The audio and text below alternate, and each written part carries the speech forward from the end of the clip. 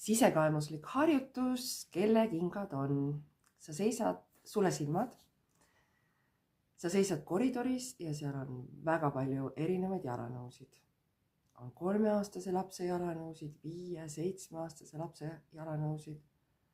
On teismeliste botaseid, kingi. On noorte inimeste kingi, nii naiste kui meeste läbisegi. Kontsaga kingad, botased.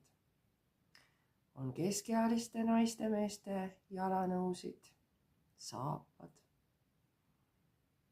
Ja siis on vanemate inimeste veidi kulunud kontsaga kingi või päris madalaid, nii meeste kui naiste. Vaata rahulikult seal ringi. Kas jalanõud on ilusasti üksteise kõrvale seina äärde pandud või kuskile riiulisse või jalanõude kapis? Või on nad läbisegi kuidagi, mingi pidu toimub.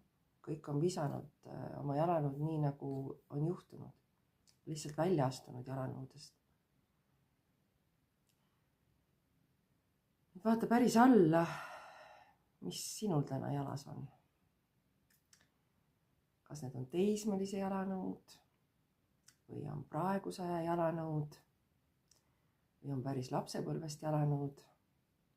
Vaata. Lihtsalt fikseeri ära. Seejärel võta sulepea või pastakas.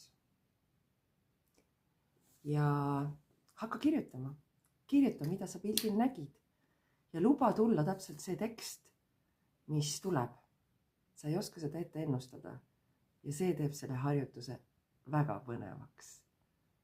Head kirjutamist!